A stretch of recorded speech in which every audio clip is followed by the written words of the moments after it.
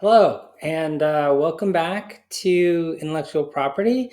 In class 4, we're going to continue discussing trade secrets, and specifically, we're going to talk about the concept of misappropriation, which is critical to trade secret law. So, in relation to misappropriation, I just want to situate you in our discussion of trade secret law more generally. So, as I mentioned in our previous class, the Uniform Trade Secrets Act, which is sort of the version of the law that most states have adopted and that informs the federal trade secret law, provides that trade secret law protects information that derives independent economic value from the fact that it's confidential and that the people who are in possession of that confidential information put an effort into maintaining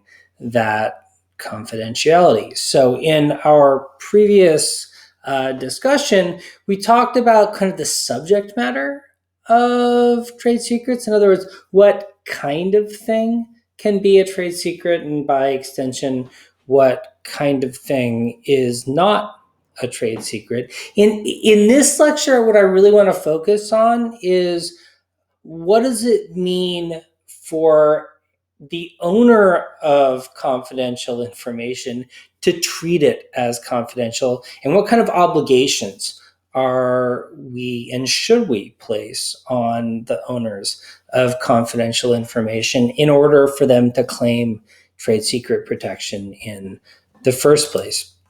So what you should recognize is that trade secret protection really has two critical elements. First, it has to be secret information in the first place. In other words, the information in question has to be actually secret, meaning not information that's generally known to the public or readily ascertainable by the public.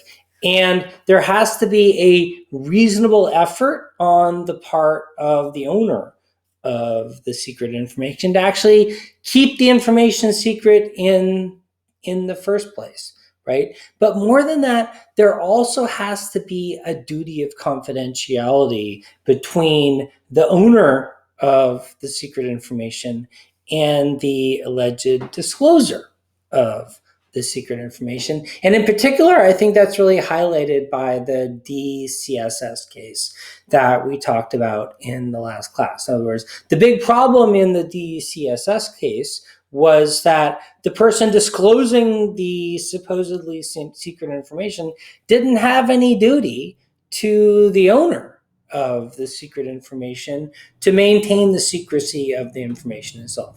They got it from a third party, right? By the time they got it, it was public information, and they were perfectly entitled to disclose it because they never created a relationship with the owner or the creator of the information that would obligate them to maintain the secrecy of the information in the first place. So in today's class, what we're really going to focus on is this question of obligation, right? In other words, who has the obligation and what constitutes a sufficient effort to kind of create or maintain an obligation to maintain secrecy. So in the Rockwell v. DEV case, what happened there? Well, we had a situation like so many of the other cases we've been discussing in this section where the employees of a company were privy to certain kinds of information about what the company did, how it did it, various kinds of technical details about the company's activities. They left and went to a different business, and lo and behold, big surprise, the other business starts using a lot of the same information, and Rockwell brings an action against his former employees, or rather against the new employer of his former employees, saying you've engaged in trade secret misappropriation, right? You're not allowed to use this secret information. This is the information is protected because we did our best to maintain secrecy of the information in question. And the fact that you got our former employees doesn't give you the right to use the information simply because they left our company and went to your company, right? Well, the defendant responds saying, look, you haven't worked that hard to maintain secrecy, right? I mean, you've provided a lot of this information to other companies, right? You provide information to companies that work with you, to the companies that manufacture parts for you, right? You distribute the information in question relatively broadly to other organizations, to other companies that you're working with, and by virtue of that distribution, secrecy isn't real here, right? You aren't actually maintaining the secrecy of the information in question sufficient to justify trade secret protection under the circumstance. In other words, essentially, your employees ought to be able to take this information with them, right? Because it's basically kind of out there to the relevant public already. And the court looked at this question, specifically Judge Posner looked at this question and said, well, how much secrecy is really required under the circumstances, right? Like, what kind of burden are we going to put on a company, right? How should we think about this question in relation to the level of obligation we're going to impose? And essentially the court said, well, they did enough.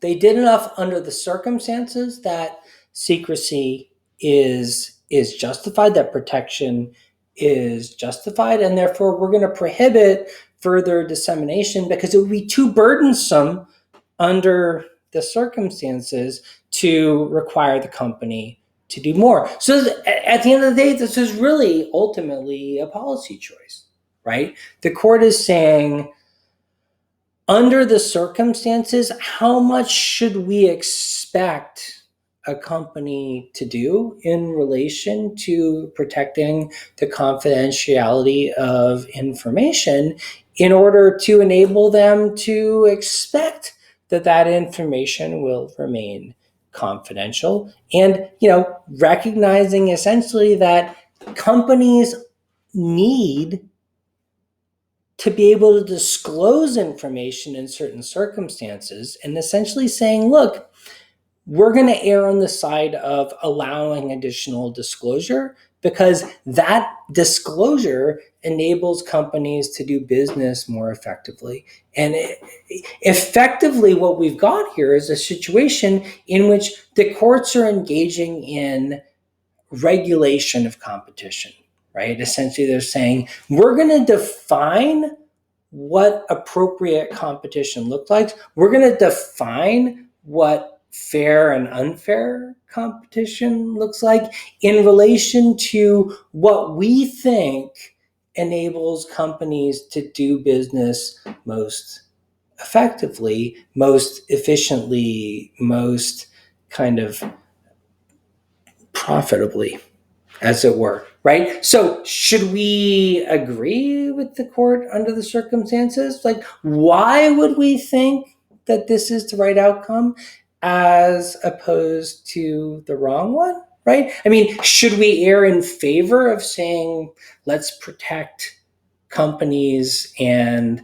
the proprietary information they generate? Or should we err in favor of saying, let's allow employees to take the knowledge and information that they learn when working for a company and use it at a different company, right? Whose interests should we think are most important, right? And if the companies think the information is valuable and important, right, is secrecy the right way to enable them to protect it? Or should we maybe think about other ways of protecting or put obligations on the companies to protect information in different ways. Okay, so I want to move on to talk about the DuPont v. Christopher case. This is a really critical one in trade secret law because it sets out a lot of the big problems that we talk about in this area of law. And essentially what happened was that some unknown party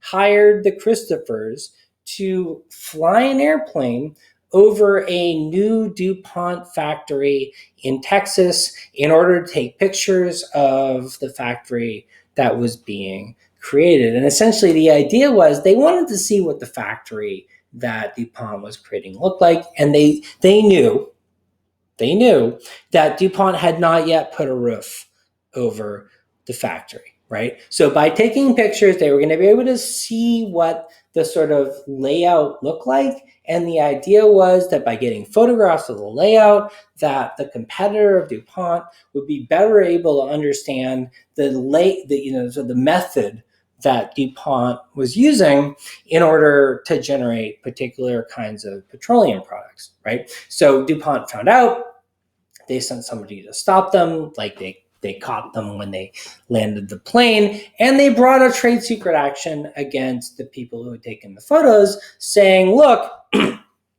this is unacceptable. You're not allowed to engage in this behavior, right? You're stealing trade secrets. And their response was, look, right, it's perfectly legal for us to fly a plane. It's perfectly legal for us to take pictures. All we did was perfectly legal things that enabled us to get information that we were entitled to get. You don't like it? That's fine, no problem, right? And we know you don't like it, right? But you can't stop us, right? The response was, we didn't break any laws. Everything we did was permitted. Therefore, you can't stop us from doing it. The Fifth Circuit disagreed, however, right? It said, look, yes, a general consumer, a regular person, a non-competitor to DuPont could do all of these things, right? So if you had been in an airplane or a helicopter flying over the factory, you took photos. If you were a journalist, for that matter, flying over the factory, taking photos to criticize DuPont for engaging in improperly, environmentally irresponsible actions, that would be fine. But you're a competitor, right? Whoever hired the Christophers are competitors of DuPont, and they were sending people to fly over the DuPont factory in order to take pictures for improper reasons. And so essentially what the court says in this case is, look, there may be other circumstances in which this would be permissible, but for the people who did it now, for the people who did it for this reason, it is improper, because the only reason you're hiring someone to take these photos in the first place is in order to infringe on trade secrets, and is in order to improperly compete with DuPont, to engage in industrial espionage. We're not going to permit you to do that, and we're going to punish you for doing it, right? Even if we don't know who ultimately was responsible for hiring the photographers to take the photos, we're going to permit DuPont to bring an action against you because we don't want people to engage in this kind of activity. It's commercially unacceptable, right? We don't think this is the kind of thing we consider fair competition, and we're going to prohibit you from doing it. Okay, so similarly, in the silvaco case, right, we see a somewhat different situation, right, insofar as information is misappropriated, right? Information about how the how the different kinds of computer information function is actually working, but the information is provided to third parties, right? So the problem here is that the misappropriator is not the person who's actually the defendant under the circumstances, but no one really knows who the misappropriator is. So it's in a lot of ways really similar to the DCSS case that we discussed in the last class, right? The problem here is that the plaintiff wants to punish someone who didn't actually do the misappropriating themselves. They just received the misappropriated information from elsewhere, right? They're using a product that was generated by someone who used misappropriated information, but they didn't actually misappropriate themselves. And at the end of the day, the court says, look, you can't bring a trade secret action against someone who didn't realize that they were misappropriating in the first place, right? In other words, in a sense, they're kind of innocent misappropriators. Like, they got the information in ways that doesn't open them up to liability. And because they didn't themselves intend to misappropriate, they aren't liable under trade secret law. So hopefully this kind of illustrates something important about how trade secret law actually works, or at least how it's conceptualized, for better or for worse, right? In other words, courts seem to think that trade secret law is really about the intent of the defendant. In other words, if you're intentionally misappropriating, if you're intentionally engaging in unfair competition, you might be liable for trade secret infringement. But if you're not, right, if you're an innocent infringer, then you're probably not going to be liable for trade secret infringement. The question is that the way we should think about it? Is that the proper way to think about it? What are we trying to accomplish with trade secret protection? Is trade secret protection really about competition between different firms or different competitors within a particular market? Or is trade secret law really about, or should trade secret law really be about benefiting consumers, right? Should we think about like what the law would look like to benefit the ultimate consumers of the product in question? And depending on how we think about trade secret law, right, can it, will it, should it affect what we think the law ought to look like in the first place?